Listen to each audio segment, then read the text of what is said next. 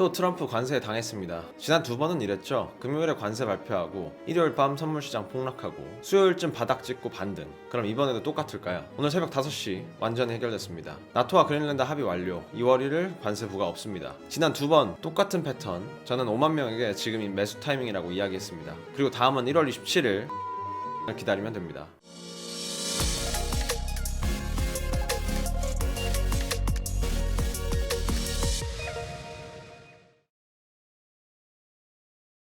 안녕하세요. 모자이크 캐피탈이라는 펀드에서 헤드 오브 트레이딩을 맡고 있는 조슈아입니다. 다들 아시다시피 이번에도 꽤나 큰 하락을 했죠. 매크로는 안정적인데 역시나 트럼프가 관세를 무기로 시장을 흔들었습니다. 근데 이미 하락이 나온 지금 왜 떨어졌냐 분석하는 건 도움이 안 됩니다. 중요한 건 대응이죠. 트럼프는 관세 카드를 꺼내고 시장은 흔들었지만 결국 빠르게 합의하며 해결합니다. 이번에도 똑같았습니다. 오늘 새벽 5시 6분 트럼프가 발표했습니다. 나토 사무총장과 생산적인 회담 완료, 그린란드 및 북극 지역 합의 틀 마련, 2월 1일 관세 부과하지 않을 것, 그리고 새벽 6시 36분 합의 세부 사항이 공개되었습니다. 오늘 영상에서는 트럼프의 지난 행보를 보여드리고 지금이 왜 매수 타이밍인지 알려드리겠습니다. 다행히 저는 텔레그램과 트위터에서 실시간으로 의견을 올리는데요. 이번 하락 전에 레버리지를 주의하라고 강조했고 포지션을 익절했다고 공유했습니다. 클래리티 법안이 지연되면서 익절 로스도 꼭 챙기라고 공개적으로 밝혔고요. 급작스러운 하락이 나온 지금 저는 맞췄어요 라고 자랑하는 게 아닙니다. 어떤 관점으로 시장을 봤고 어떻게 대처했는지 공유해서 여러분도 같은 방식으로 접근하실 수 있게 하려는 거죠. 단순히 롱만 보고 오지 않는 상승장만 외치는 영양가 없는 희망을 외로는 아닙니다. 암호화폐뿐만 아니라 모든 위험 자산에 통용되는 객관적인 시나리오와 대응 방법을 보여드리겠습니다. 그래서 오늘은 여러분들이 가장 궁금해하시는 부분부터 하나씩 다루기 위해서 첫 번째, 이번 하락 전 뭘 보고 제가 공격적인 익절과 익절 로스를 하라고 했는지, 두 번째, 트럼프의 패턴과 매수 기회, 세 번째, 클래리티 법안. 영상 시작하기 전에 구독과 좋아요 눌러주시면 언제나처럼 감사하겠습니다. 바로 가시죠. 왜 저는 공격적인 익절과 익절 로스를 했는지 말씀드리겠습니다. 클래리티 법안, 저는 이게 굉장히 중요한 조각이라고 봤습니다. 법안이 지연되기 전에 영상을 제작했었는데 올리는 시점에 이미 법안은 딜레이 됐었죠. 이 순간 판단했습니다. 단기 유동성은 빠질 것이고 더 이상 가격을 올릴 단기 호재는 없었다고. 그래서 공격적으로 익절을 했었고 보수적으로 운용했습니다. 이유는 간단합니다. 시장은 불확실성을 싫어합니다. 불확실한 상황에서는 상승보다 하락 가능성이 언제나 높죠.